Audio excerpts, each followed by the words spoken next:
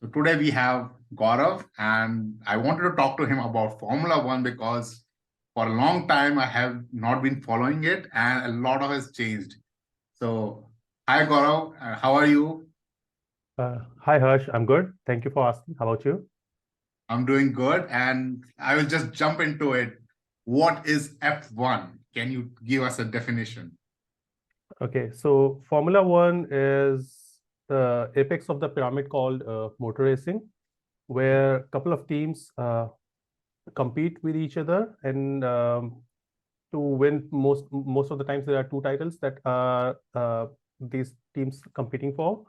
The first one is Mhm. the constructors championship. The second one is drivers championship. Okay. So this is Formula One, from as the name suggests, is known as. I mean, it's a Formula One because the teams have to follow a set of rules, which are formulas, and they have to develop their car according to those set of rules that have been set up by the organization, which is called FIA. And these rules Yes. have to be followed in order to compete within all the races that are set as part of this championship. So these races are known as Grand Prix, and these Grand Prix take place in multiple countries and continents around the world. And these races are run through either specifically built circuits or street circuits, sometimes known as uh, public roads as well. Like these are public, there are public roads which are closed throughout the process, and Mhm. they run these races onto these public roads as well. So in order Yeah. to Mhm. compete for these championships, a point system is used Okay. within this within these Grand Prix. And one of the point system is for drivers, and the other one is for constructors. For the drivers championship, it's plain and simple. The top 10 drivers at the end of the checkered flag uh, are awarded are awarded points on the basis of a point system based on their ranking from 1 to 10. Mhm. And this constitutes the drivers championship. And for Okay. constructors championship, the two drivers for each constructor would Mhm. constitute to the constructors championship, and their points Okay. would be tallied together or added together, and they would be added to the constructors championship. So at the end of the whole season, the constructor championship is the one which is counted towards which constructor has won the championship, or which constructor is placed at what position throughout the championship. But the but during the recent times, the most coveted one has been the drivers championship, Okay. places uh, which actually stresses the point that which of the two drivers from a constructor who has won is the better one, maybe the best one among all. So all in all, in the recent past, there have been 10 teams with two drivers each, and Okay. these 20 drivers run through course for more than 20 races all throughout the globe. And Mhm. yeah, that's all I guess to start with. It's a very good brief, and I think that a lot of guys can also Google this, and it's very good, like to the point about what F1 is. I want to ask that these teams, the constructors, do they make their own cars, or they actually sometimes borrow from other companies also?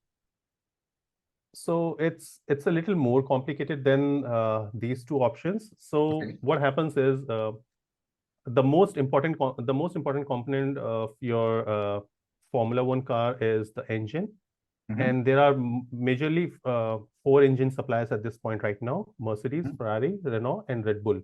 So Red Bull powertrain is, and the other thing is, these engines are not simply called engines; they are now called powertrains Okay. after the hybrid era, because it's not only the fuel guzzling engine at this point right now, but it's a Mm-hmm. combination of the fuel operated engine plus all the power units that are electrically powered. And Okay. this is because of the move from this is because of the move from FIA in 2014, where they moved from V8 engine to V6 engine. And they wanted to move towards the greener option, the more cleaner Okay. option, and this is why this move was made in 2014. So this is And called since hybrid then, era. yeah, this is for hybrid era, yes. Okay. Wow. So yeah, the Yeah. 4 engine suppliers are these ones, and each team has to develop their own car. They have their own in-house development center and research center as well, where Mhm. they try to follow the guidelines provided by FIA and Mhm. build their own car based on the rules provided, so that Yes. they can be as fast as possible, improve the aerodynamics and everything. But the engine is provided by these 4 engine suppliers at this point right now only. Oh, nice. So I remember Formula One during the time of Michael Schumacher, and I remember there was like the even if you go into pit stop, the pit stop used to be 12 to 15 seconds. Now Mhm. it's 2 or 3 seconds. The game, the racing has changed a lot. There are things like DRS, which I didn't know that has been introduced, and these what you told about the hybrid era has also come. So what's the biggest change in F1 over these few years? What you think is one of the biggest change? Uh, I think the move towards turbo hybrid engine is something that I would consider as the biggest change in the recent years, Mhm. because the we it changed a lot of dynamics, like how the engines are going to be manufactured and how the reliability of engine works, because now you have to work with 2 different systems. One of them is Mhm. the fuel powered, and the other one is the electric system. So Mhm. you have to combine these two and then generate the power out of this. So Mhm. the engine that is used right now is 1.6 liter V6 turbo hybrid engine, and it produces Okay. around 1000 horsepower. Mhm. And there used to be a different system before curse. It's replaced with ERS right now, which is energy recovery system, and this energy recovery system is used to power the electric system. So electric units, there are 2 different electric units in the engine called MGUK and MGUH, and combining Okay. them, we call them as hybrid energy recovery system. So Acha. when a driver is driving the car throughout the circuit, and they are Mhm. braking at certain points, they are actually recharging their electric system and then powering it up so that it can be used at certain point of the tracks, because Okay. electric power is much more it gives you much more Acceleration. acceleration, yeah. Yeah. So Okay. that's what the point that's what the thing is, and which I think is the most uh, big, I mean, it's the biggest change that I Mhm. think have been in the recent years.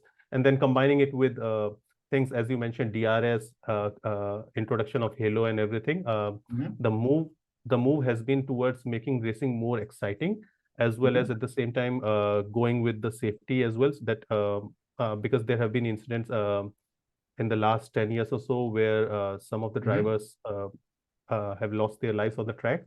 So in Oh. order to Mhm. not happen that again, Mhm. these safety measures were introduced, like a virtual safety car, introduction of Halo, and then there are Okay. gloves that are used by drivers, Mhm. which includes biometrics that gives the Ah, right information, like the live information about the heart rate and like Internet things of like Things that. type thing. Yeah, exactly. So Wow, everything is sensors. Okay. Wow. yeah. So So yeah. the system has been more tech oriented from the last few years. So Yes. the point that you mentioned, that it used to be the pit stop used to be 10 to 12 seconds. It was Yes. mostly because the car needs to be fueled in Mhm. between pit stop, because there was not enough fuel that you can put into cars Mhm. throughout the race. So you had to the driver had to come into the pit stop as well, not just to change their tires, but also to refuel their car, which was part of the strategy, because they did not Mhm. want to carry all the huge load of fuel throughout the race. So Mhm. that was the reason the pit stop used to be longer. And the other thing is the strategy has changed a lot. People have become more efficient in the pit stop as well. Now the pit stop Yes. only includes changing of tires as well, and people are fast. Yeah, they practice Yes. the amount of practice that goes into racing, or like cutting the corners and moving the car Yeah. as fast as possible. The same amount of energy is spent into spending less and less time into the pit stop as well. So yeah, that's there. So what you are saying that, okay, it has become technology oriented heavily.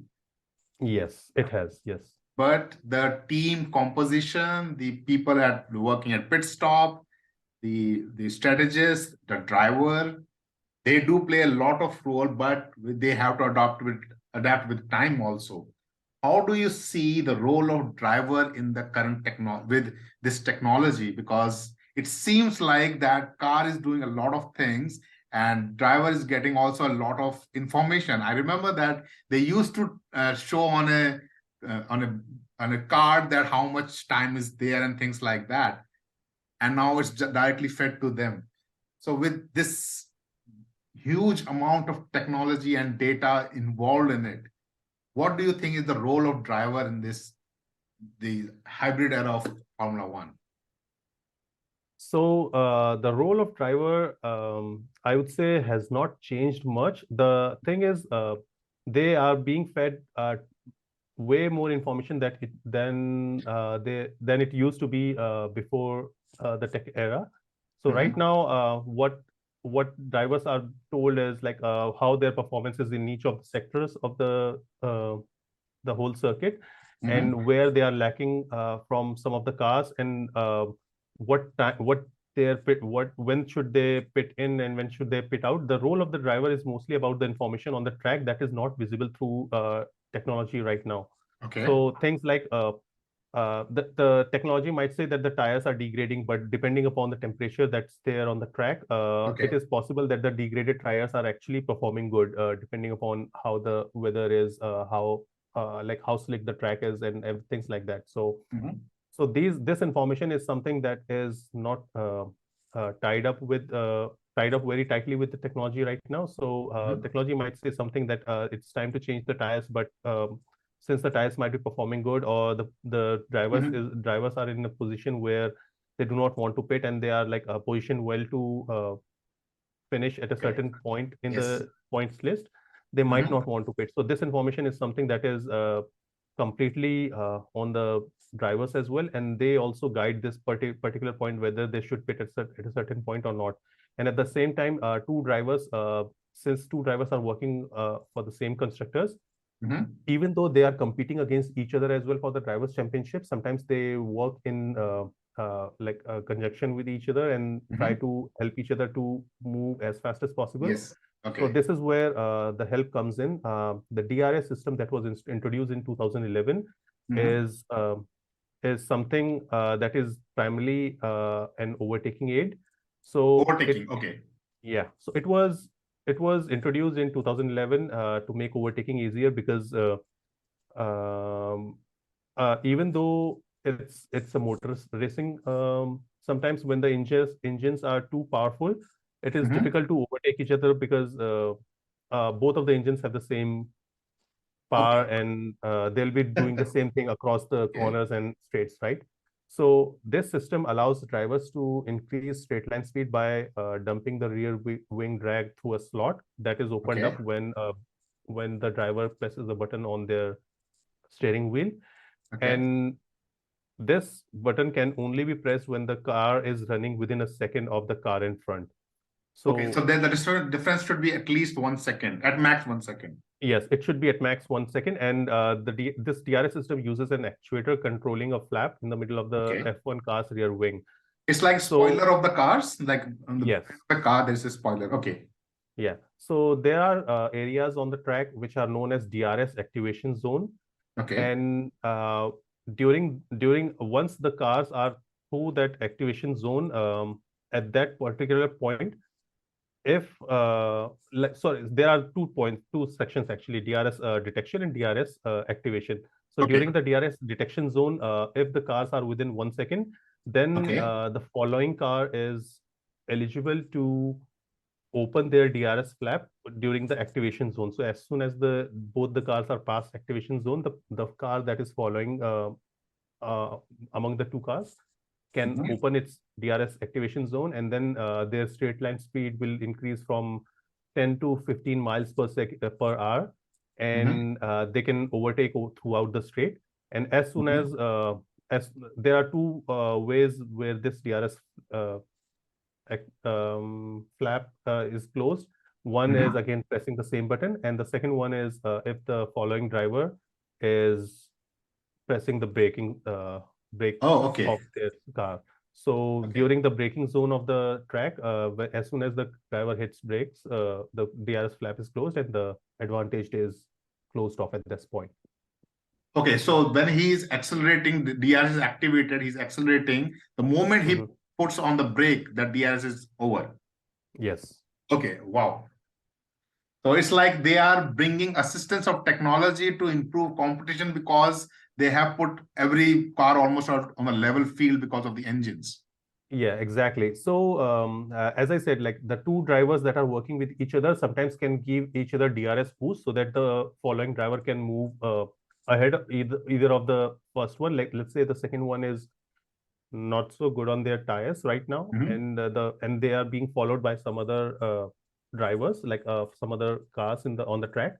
If they have their other driver friend, I would say friend in this case, because the other Yes. driver would be assisting the second one, the one that is being Yes. followed, and the if the first one is close to them, they would keep the distance of the car within 1 second across the DRS zones, and then they will keep them giving this benefit where they can open their DRS and increase their speed so that they can't be overtaken. Okay, so they work in tandem with each other to get collective gain over other competitors. Yeah, sometimes. Wow. So, wow. Excuse me. Okay, yeah. Yeah. So there's a lot of technology, a lot of changes. It's like the teams are using drivers as sensors, human sensors, to get data off them, also feeding into their system and getting out of it. But there comes the question that we will talk about the teams and the recent drivers that are going forward. Let's open it to the main drivers and main teams right now that we will be seeing. The new season is coming in 5th March. The Formula One is starting. So can you tell me about that? What are the favorites and in terms of teams and drivers? Yeah, so in 2023, as we talked about before, there are 10 teams and 20 drivers in total. From the last 2 years, the driver that has been winning the championship is Max Verstappen from Red Bull. And the latest season, the 2022, was kind of a snooze fest for the viewers, mostly because of the dominance from this driver. But 2021 was something where the script was flipped from other driver. Like Lewis Hamilton was winning most of the. When I say most, it's almost everything, bearing one in 2016. So starting from 2014, when the regulation changes came in, Mercedes was the dominant force of this whole business, and they were the most reliable engine throughout the period starting from 2014. And because of the huge regulation changes, Mercedes had this advantage, and they used in favor of themselves. And Lewis Hamilton was the one who was winning all the races from 2014 until 2020, I would say. In 2016, Lewis Hamilton's teammate Nico Rosberg was the one who was the winner. But apart from that, all the races until 2020 were not the races, but all the championships were won by Lewis Hamilton. And 2021 saw a new championship winner, which was Max Verstappen. And then Max followed up with 2022 season win as well.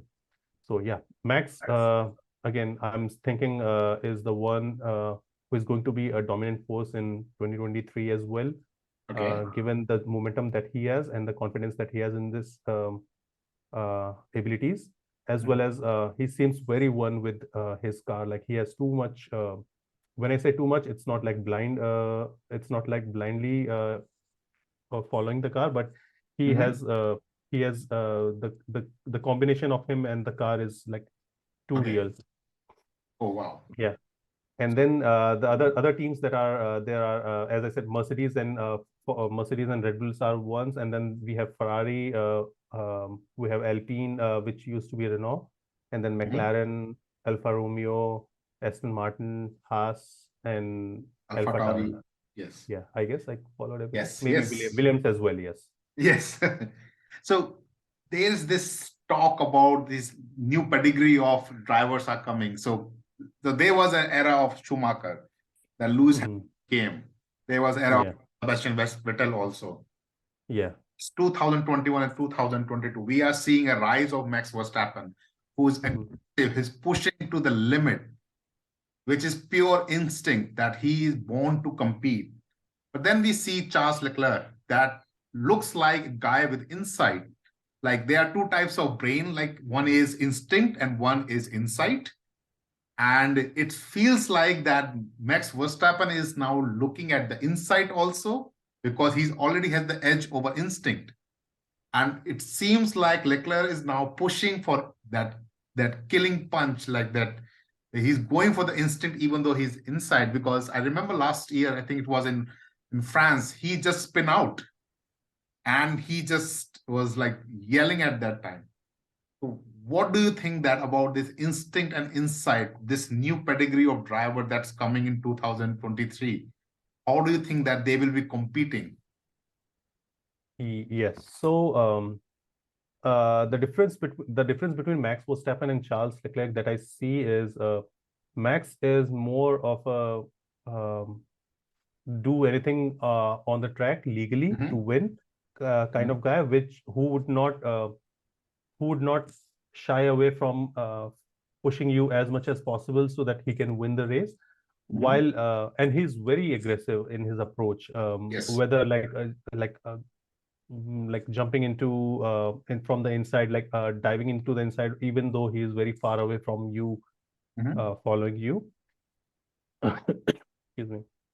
Yeah. While at the same time, Charles Leclerc is the guy, kind of guy who uh, who has some I don't know what it is, but he blames himself a lot when he's making mistakes. He's not the kind of Mhm. guy who would like push his teammates too aggressively. Mhm. He has a softer approach as compared to Max Verstappen, I'd Mhm. say. And sometimes I do not like the way he blames himself for some of the mistakes because it's Yes. not him all the time, which is something that I think he would be improving upon, and he has already received the feedback multiple times, like even on air and off air as well. Okay. So yeah, from my perspective, I think Charles is a really talented guy, but he lacks the confidence that he has in his car and his team. And once that confidence is back, I think he is one of the top contenders in the new Mhm. generation that has come of Formula One drivers. So now I will bring the Drive to Survive, a Netflix series which talks about the ins and outs of Formula One, the drama behind it. Sometimes feel like bit Bollywoodish, and it's like it brings like Formula One used to look like technical and logical. Now we can see a bit emotion being shown even more. So can you tell us about this Drive to Survive, how it popularized Formula One? Yeah, so Drive to Survive is kind of like a docu-series that provides us the behind-the-scene look at the drivers at the races of the Formula One World Championship. Mhm. And it's produced with a collaboration with between Formula One and Netflix. Okay. So the first season that came in 2018, and I think yeah, it's the fifth season that would be coming in now. As Yes. you said, it has to be dramatic. The races are not as dramatic, and the relationships are not as dramatic as they are shown on the camera, which is why Max Verstappen had the issue with Netflix, Mhm. and he recently denied coming on to the season 5 Oh, for Formula One. But there was some agreement between him and Netflix, which is why he might reappear. But his uh, his appearance is one of the lowest on the recent Drive to Survive seasons. okay. Again, because he's kind of guy who does not like who does not speak bullshit, and he's like straightforward. He would not Mhm. try to say something just to make a point. He has mentioned this before. He's here to race, not to talk, and that's about it from him, from his side. So there are other drivers who like to talk a lot, and there are other drivers who are included in activism outside the Formula One as well. Mhm. For example, Lewis Hamilton, who talks a lot about human rights and everything. Mhm. But Max, I would say he supports the idea, but he supports others speaking on all these things, but he himself does not. Okay. So yeah, there is a lot of I would say drama created around all these races, which does not exist in In real life. or yeah. I mean, it's not as intense as it's shown on the Formula One series. Okay, so we are going to ask you that what can we expect in the next Formula One season, which is starting, and what people can expect in that? Okay, Drive to Survive is coming on Netflix on February 24th, I think.